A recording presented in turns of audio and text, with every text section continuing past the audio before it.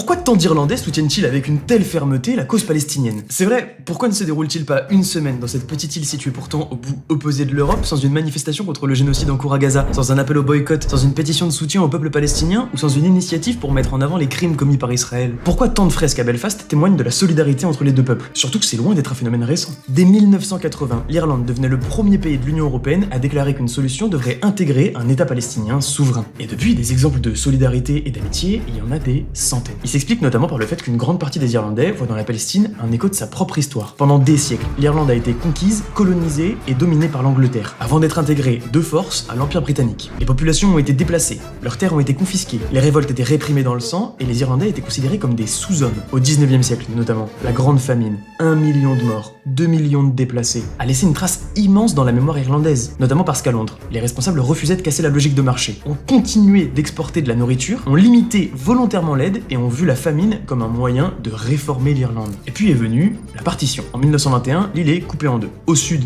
l'État irlandais, au nord, l'Irlande du Nord, restée dans le Royaume-Uni. Une partition marquée par les checkpoints, les discriminations, les prisons politiques et qui servira même de référence au futur projet de partition de la Palestine. C'est pourquoi quand les Irlandais regardent la Palestine, ils voient le reflet de ce qu'ils ont vécu. Une politique d'occupation violente, un peuple déplacé, une partition, des murs, des prisonniers, des millions de personnes qui meurent de faim et une lutte fervente pour l'autodétermination face à une puissance économique, militaire et politique immensément supérieure. D'ailleurs, la Palestine est toujours aujourd'hui lue à travers les fractures issues de cette colonisation et de la partition, dans les quartiers unionistes, historiquement rattachés au Royaume-Uni. On trouve au contraire souvent des drapeaux israéliens, pro-colonisation. Et il faut noter aussi que de nombreux militants pro-Palestine dénoncent l'écart entre les discours du gouvernement irlandais et ses actes. L'Irlande reste un des plus gros importateurs mondiaux de biens israéliens, et l'aéroport de Shannon continue d'être un point de passage de centaines d'avions militaires américains, dont certains vols sont liés à Israël ou au transport de matériel militaire. Mais comme le dit si bien le sociologue David Landy, quand on voit tant de civils palestiniens se faire tuer et avoir faim, c'est le devoir de tous de s'émouvoir. Ce n'est pas l'Irlande